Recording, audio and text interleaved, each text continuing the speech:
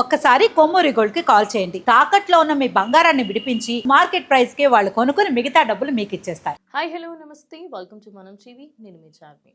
Present ఎక్కడ చూసుకున్నా కూడా తెలంగాణ రాజకీయాల గురించే మాట్లాడుకుంటున్నారు. దానికి గల కారణం ఏంటి అంటే కేసీఆర్ని సిట్టు విచారించడం.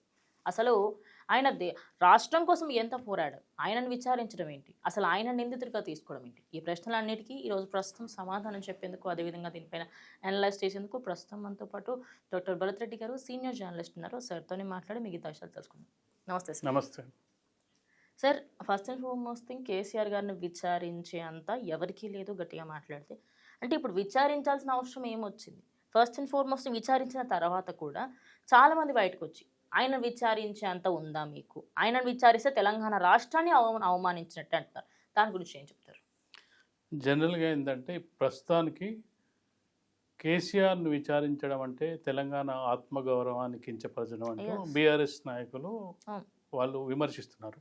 అయితే విమర్శలు ఎందుకు వస్తున్నాయి, అసలు కేసీఆర్ని విచారించడానికి కారణాలు ఏంటి అని మనం ఒకసారి విశ్లేషించినప్పుడు, టెలిఫోన్ ట్యాపింగ్ వివాదానికి సంబంధించి కాంగ్రెస్ పార్టీ అధికారంలోకి వచ్చిన వెంటనే వాళ్ళు మొదటిగా ఏంటంటే టెలిఫోన్ ట్యాపింగ్ జరిగింది, చాలామంది ఫోన్లను టీఆర్ఎస్ ప్రభుత్వం ట్యాప్ చేసిందని చెప్పి చాలా సందర్భంలో వాటిని చెప్పడం జరిగింది. దానికి అనుగుణంగా విచారణ కోసం ఒక సిట్ని ఏర్పాటు చేయడం జరిగింది.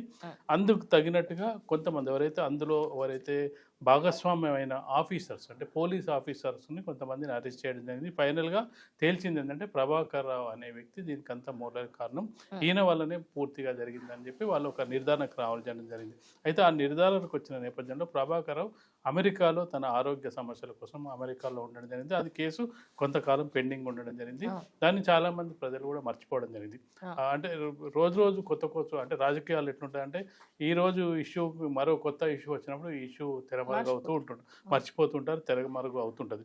ఆ విధంగా ఎప్పుడైతే ప్రభాకర్ రావు మళ్ళీ ఇండియాకు తిరిగి తెలంగాణకు రావడం జరిగిందో ఆ కేసుకు సంబంధించి మరొకసారి రీఓపెన్ చేయడం జరిగింది. మళ్ళీ ఒకసారి అది రాజకీయ రంగు కూడా పులుకోవడం జరిగింది. ఎందుకంటే ఎప్పుడు అంటే ప్రత్యర్థి పార్టీలు ఎప్పుడైనా అవకాశం కోసం ఎదురు చూస్తుంటాయి. అంటే ప్రత్యర్థిని ఎక్కడ టార్గెట్ చేయాలనుకున్నప్పుడు బీఆర్ఎస్ స్ట్రాంగ్ అవుతుంది, పబ్లిక్లో సానుభూతి వస్తుందని ఒకవేళ ప్రభుత్వం భావించినట్టయితే ఆ సమయంలో వాళ్ళని వీక్ చేయాలంటే ఏ విధంగా వ్యవహరించాలనే దాని మీద ప్రభుత్వం, ఏ ప్రభుత్వం అయినా, అది కాంగ్రెస్ ప్రభుత్వం అయినా, గతంలో ఉన్న టీఆర్ఎస్ ప్రభుత్వం అయినా, అవతలి వాళ్ళని ఏ విధంగా వీక్ చేయాలన్నప్పుడు వాళ్ళ దగ్గర ఉన్న ఆయుధాలను తీస్తుంటారు. ఆ క్రమంలో మనం చూసుకున్నట్టయితే ఇటీవలి కాలంలో మనం చూసుకున్నట్టయితే కొంత మైనింగ్ సంబంధించి కొంత వ్యవహారం బయటికి రావడం జరిగింది. ఈ మైనింగ్ సంబంధించి మంత్రుల మధ్యలోనే కొంత స్పర్ధలు ఉన్నాయి. మంత్రులు వాళ్ళ అనుచరులకు మాత్రం మైనింగ్ ఇవ్వడానికి, కాంట్రాక్ట్లు ఇవ్వడానికి అనేది ఒక పత్రికలో వచ్చిన వార్తా కథన ఆధారంగా రాష్ట్ర ప్రజలందరూ కూడా అటు డైవర్ట్ అవ్వడం జరిగింది. అంటే మైనింగ్ వ్యవహారంలో మంత్రుల మధ్యలోనే విభేదాలు ఉన్నాయి. ఈ విభేదాలు తారాస్థాయికి చేరడం జరిగింది. ఇందులో ఎవరి హస్తం ఉందని చెప్పి స్వయంగా ఉప ముఖ్యమంత్రి పేరు రావడం, కోమటిరెడ్డి వెంకటరెడ్డి సోదరుడు అని రావడం, ఈ విషయాల్లో రేవంత్ రెడ్డి కూడా పత్రికలు వాళ్ళ జాగ్రత్తలో వాళ్ళు ఉంటే బెస్ట్ అని చెప్పడం, ఇదంతా ఏదో గందరగోళం జరుగుతున్నట్టుగా కొంత పబ్లిక్లో వాళ్ళ మంత్రుల మధ్యలో ఈ డబ్బుల గొడవలు, ఈ కాంట్రాక్ట్ గొడవలు ఉన్నాయన్న నేపథ్యంలో ఇప్పుడు అంటే డిఫెన్స్లో పడుతున్న ప్రభుత్వం ఏ విధంగా అయినా మళ్ళీ అఫెన్స్కి రావాలంటే ఏం చేయాలంటే మళ్ళీ సిట్ ఎప్పుడైతే ఆ సిట్కి సంబంధించి గతంలో ఆగిపోయిందో ఆ విచారణను గతంలో కేవలం పోలీస్ ఆఫీసర్లను, అధికారులను మాత్రమే విచారించిన సిట్ బృందం ఈసారి ఏం చేసిందంటే అందులో కీలకంగా వ్యవహరించిన రాజకీయ నాయకులు ఎవరంటే ముఖ్యంగా కేసీఆర్ కుటుంబ సభ్యులు. కేసీఆర్ కుటుంబ సభ్యుల్లో భాగంగా ముందుగా ఎవరిని విచారించారంటే హరీష్ రావుని, తర్వాత కేటీఆర్ని, తర్వాత సంతోష్ రావుని, వీళ్ళ తర్వాత చివరిగా కేసీఆర్ని కూడా విచారించడానికి పూనుకోవడం జరిగింది. ఎందుకంటే ముఖ్యమంత్రి, ఒక అధినేతగా ఉన్న ముఖ్యమంత్రి స్థానంలో ఉన్న ముఖ్యమంత్రికి తెలియకుండా ఇవన్నీ జరుగుతాయనేది సిట్టు అతని నుంచి వివరాలు సేకరించడానికి జరిగింది. అయితే ఇప్పుడు ఆ సిట్టు విచారణ అవసరమా లేదా అంటే ఖచ్చితంగా ఏదన్నా అనుమానం ఉన్నప్పుడు ఆ ముఖ్యమంత్రి అయినా, ప్రధానమంత్రి అయినా, గతంలో మనం ప్రధానమంత్రిగా ఉన్న పివి నరసింహారావుకు సంబంధించిన విచారణ కూడా జరగడం జరిగింది. అతను విచారణకు వెళ్ళకపోయినప్పటికీ చట్టం తన పని తాను చేసుకుంటూ వెళ్తుందని చెప్పిన సందర్భాన్ని కూడా మనం చూడొచ్చు. కొంతమంది ముఖ్యమంత్రులకు శిక్షలు పడ్డ సందర్భాన్ని కూడా మనం చూడొచ్చు, జార్ఖండ్ ముఖ్యమంత్రి ఇలాంటి వాళ్ళకు. కాబట్టి విచారణ అనేది కక్ష సాధింప, రాజకీయ కక్ష సాధింపులో భాగంగా చేస్తున్నారా, నిజంగానే విచారణలో ఏమన్నా తేలుతుందా అనేది ముందు ముందు చూడాలి. అంటే సార్ బయటకు వచ్చిన వెంటనే మీరు, sorry to stop in the middle, but బయటకు వచ్చిన వెంటనే అటు హరీష్ రావే కానీ లేకపోతే కేటీఆర్ కానీ లేదా కేసీఆర్ ఎవరైనా కూడా, ఇద్దరు ప్రెస్ మీట్ మనం ఇంకా అఫీషియల్గా చూసాము, వాళ్ళిద్దరిలో అంటే ఏ మాత్రం కూడా బెనుకు లేదు, అసలు మాటలో ఒక భయం అనేది లేదు, ఏది లేదు. అంటే తప్పు చేయని వాళ్ళు ఖచ్చితంగా ఇలానే మాట్లాడతారు. అండ్ ఇప్పుడు ఇది ఏ కోణంలో వెళ్తుందంటే ఖచ్చితంగా మున్సిపల్ ఎన్నికలు రాబోతున్నాయి సార్. ఆ ఎన్నికలకి సంబంధించి ఇది కొంచెం పాజిటివ్ అయ్యే విధంగా, ఇన్ని రోజుల పాటు అటు కాంగ్రెస్ ప్రభుత్వం మీద కొంత గొప్ప ఆ 1% ఉన్న పాజిటివ్, ఇది అయిపోయిన తర్వాత మొత్తం నెగిటివ్గా, మరి దాని మీద ఏమంటారు, కరెక్ట్ అంటారా? ఖచ్చితంగా. అంటే ప్రభుత్వంలో ఉన్న వ్యక్తులు ఎవరైతే ఉంటారో అధికార స్థాయిలోనే మనం పనిచేస్తుంటారు. ఎవరు కూడా ఈ వ్యక్తిని అరెస్ట్ చేయనో ఈ వ్యక్తిని బెయిల్ ఇవ్వమని చెప్పి ముఖ్యమంత్రి స్థాయి నుంచి కానీ మంత్రుల స్థాయి నుంచి కానీ అధికారికంగా ఏ విధంగా సంతకాలు చేసి ఉండరు. మౌఖికంగా చెప్తారు. అతను ఏదో అసలు సంగతి చూడు, అతనేమో మనకు ప్రభుత్వానికి వ్యతిరేకంగా ఇస్తున్న అతను టెలిఫోన్ చూడండి, చూసేవన్నీ ఉంటే ఆధారాలు చెప్పండి చెప్తారు. కానీ అంటే రిటర్న్గా ఎక్కడ కూడా మంత్రులు కానీ పనిచేసిన మంత్రులు కానీ ముఖ్యమంత్రి కానీ ఎక్కడ కూడా సంతకాలు చేసే అవకాశం ఉండదు. కాబట్టి వాళ్ళు ధైర్యంగా ఉండడానికి కారణం ఏంటంటే, మేము ఎక్కడన్నా చెప్పినట్టుగా ఆధారాలు చూపించండి అనే విధంగా ఉంటాయి. వాళ్ళకైనా, ముఖ్యమంత్రికైనా మంత్రులకైనా హోమ్ మినిస్టర్కైనా కావాల్సింది ఏంటంటే ఇంటెలిజెన్స్ నివేదికలు కాదు. ఇంటెలిజెన్స్ నివేదికలు ఏ విధంగా వస్తాయి, గూఢచారి వ్యవస్థ అనేది మనకు ఉంటుంది, దాని ద్వారా వస్తుంది. వాళ్ళు ఏ విధంగా తెస్తున్నారు, ఏం తెస్తున్నారు అనేది కొన్ని సందర్భాల్లో ముఖ్యమంత్రికి తెలియకపోవచ్చు, మంత్రికి తెలియకపోవచ్చు. వాళ్ళకి వివిధ మార్గాలు ఉంటాయి. అంటే వాళ్ళను వీళ్ళ కోవట్టుల్ని అక్కడికి పంపించి తేవచ్చు, లేదంటే వాళ్ళలో ఉండే వాళ్ళని కూడా వాళ్ళని కోవట్టులుగా పెట్టుకొని వాళ్ళ దగ్గర నుంచి ఇన్ఫర్మేషన్ తెచ్చుకోవచ్చు. ఈ టెలిఫోన్ ట్యాపింగ్ ద్వారా ట్యాప్ చేసి చేయొచ్చు. అంటే వివిధ మార్గాల్లో వాళ్ళు నివేదికలు తెప్పించుకుంటుంటారు. అందులో భాగంగానే జరిగే ప్రక్రియలో భాగంగా ఉందనే ఉద్దేశంతో వాళ్ళు చాలా ధైర్యంగా ఉన్నారు. మేము ఎక్కడ కూడా రిటర్న్గా ఎక్కడ కూడా సంతకాలు చేసిన పేపర్స్ లేవు.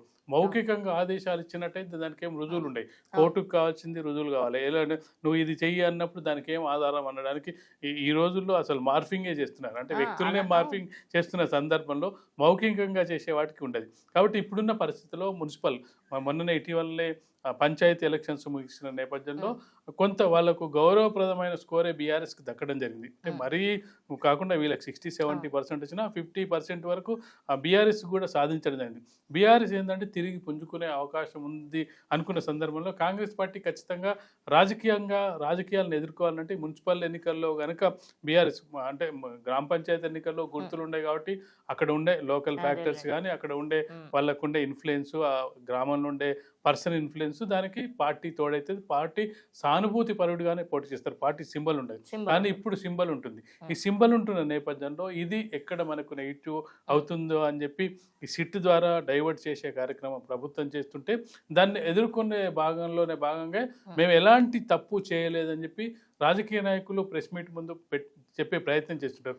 ఆ ప్రయత్నంలోనే భాగంగానే ఎందుకంటే వాళ్ళు తెలంగాణ ఉద్యమంలో పాల్గొన్న నాయకులు, ఉమ్మడి రాష్ట్రంలో అంటే ఉమ్మడి రాష్ట్ర ప్రభుత్వానికి వ్యతిరేకంగా పోరాడిన కేటీఆర్ కానీ హరీష్ రావు కానీ అంత అధైర్యపడతారని మనం అనుకోవడానికి వీల్లేదు. ఎందుకంటే 14 ఏళ్ల పాటు ఉద్యమం చేసిన వ్యక్తులు కాబట్టి ఖచ్చితంగా కూడా అంతే ధైర్యం ప్రదర్శించే అవకాశం అయితే మనకు కనిపిస్తుంది. సార్ ఇప్పుడు రాబోయే మున్సిపల్ ఎన్నికలకు సంబంధించి చూసుకుంటే ఇప్పుడు ఇన్ని రోజుల పాటు నేను ఇందాక అన్నట్టు కాంగ్రెస్ సైడ్ ఏంటంటే వాళ్ళు ఇచ్చిన పథకాలలో 6 గ్యారెంటీలు అది ఇది అని చెప్పారు. అన్ని దాంట్లో సగం కూడా చేసింది లేదు, ఏమీ లేదు. దానివల్ల ఏమవుతుందంటే సిట్ విచారణ పెట్టి ఇల్లు సైడ్ కూడా తప్పు ఉంది, ఇప్పుడు 50-50 అవుతుంది అని అనుకుంటున్నారు. కానీ ప్రజెంట్ ప్రజలలో ఉన్న మాటలు చూస్తుంటే కంప్లీట్లీ మళ్ళీ బీఆర్ఎస్కే వస్తాము అన్నట్టుగా కొన్ని వాదనలు వినిపిస్తున్నాయి. ఈ రెండిట్లో ఏది నిజం అంటారు?